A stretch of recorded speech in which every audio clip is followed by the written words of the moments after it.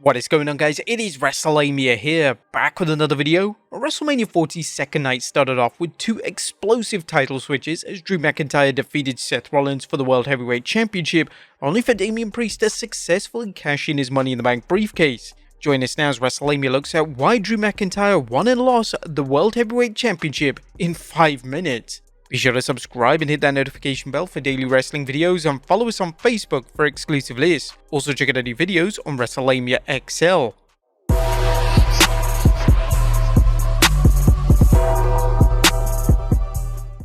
Number 1. Seth's work is done. Our fans weren't sure what to expect when Seth Rollins captured the World Heavyweight Championship. Many fans felt the title was a glorified runner-up prize for the many superstars who have come up short against Undisputed Champion Roman Reigns. However, Seth wasted no time proving the doubters wrong, making it his mission to defend the title frequently and against all corners, both babyfaces and heels. However, Rollins needed time to do this, and now that nearly a year has passed since he won the belt, Seth can take pride in having established Raw's title as second to none.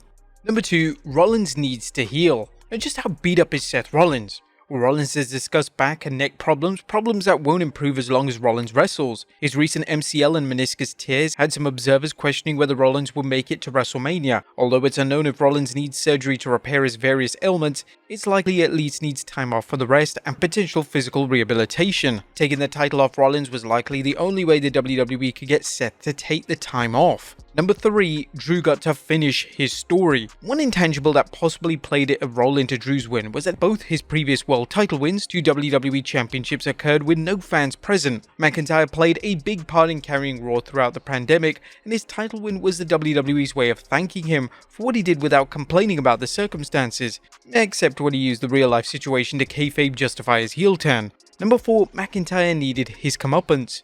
Drew McIntyre has been running roughshod in the WWE ever since he made his mission to capture the World Heavyweight Championship from Seth Rollins and get revenge on Jey Uso for thwarting his quest to become Undisputed Champion. Things didn't stop there as McIntyre crossed paths with superstars who supported Jey, including Cody Rhodes and Sami Zayn. Tonight's win over Seth Rollins made it seem Drew was bulletproof, but as fans saw, things were about to change, and a big part of the problem was McIntyre making too many enemies, especially one person in particular. Number 5. Drew chose poorly. Tonight, Drew McIntyre learned the implications of the saying, "Choose your enemy wisely for you become him." Drew has spent the last 2 months accusing Seth Rollins of focusing too much on everything but the problem in front of him, Drew McIntyre. There's lots of truth to Drew's statement as Rollins involved himself with Cody Rhodes' war with the Bloodline. Last night's tag match between the team of Cody Rhodes and Seth against the Bloodline's Rock and Roman Reigns took its toll on Rollins and put him at a disadvantage against McIntyre. However, McIntyre ended up making the same mistakes as Rollins, focusing too much on CM Punk that it ended up biting him right in the ass. It was no accident that the WWE played off the irony of Seth's distractions costing him his title, and Drew McIntyre's distractions with CM Punk costing him a title he'd only held for a few minutes. Number 6. To add more heat to McIntyre vs Punk. Is there such a thing as too much heat for a rivalry? If so, the WWE doesn't seem to think so, as it dumped gasoline onto the already blazing rivalry between Drew McIntyre and CM Punk. Drew's decision to gloat over his title win in front of Punk backfired as his taunts finally pushed Punk too far, and the Second City Saint unloaded on Drew, making McIntyre ripe for the picking for a Money in the Bank cash-in. Drew's days of laughing over Punk's inability to main event WrestleMania will now be replaced by Punk gloating over McIntyre's ego, making his third world title reign an afterthought and adding another layer to their feud. Right now it appears that Punk's triceps injury will keep him out of action until the fall, but Punk's role in costing McIntyre the title will create some fantastic promos involving both men and likely some verbal altercations until Punk can actually wrestle. Number 7. It gives McIntyre another reason to be bitter. Having Punk cost McIntyre his title will not only add heat to their feud, but it will also give McIntyre another reason to be bitter about how the entire world seems to be out to get him. Don't be surprised to see McIntyre grow even more violent as he takes out his frustrations on everyone around him while he waits to get his hands on CM Punk. Number 8. To restore some life to the Money in the Bank briefcase. Although the WWE's booked some interesting winners including Baron Corbin, Otis, Braun Strowman, Austin Theory and Biggie, the WWE either seems to have no idea how to follow up the win, as Otis is a great example of a winner whose career declined after winning it, or even in some cases cash-ins leading to awful title reigns. Austin Theory's briefcase win left a bad taste in fans' mouth as the WWE painted itself into a corner with Theory's win because fans knew there was no way he was going to defeat Roman Reigns, who was the only world champion at the time. Hopefully, Damian Priest's exciting cash-in will remind fans how important the briefcase is and the suspense built into the concept.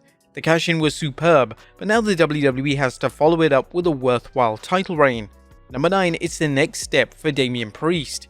Damian Priest is an extremely talented superstar whose size, moveset and charisma was somehow overlooked when he jumped to the main roster. However, Priest's strong work ethic and fantastic attitude have earned him many supporters backstage, which led to the WWE spending time building him up through his time in the Judgment Day.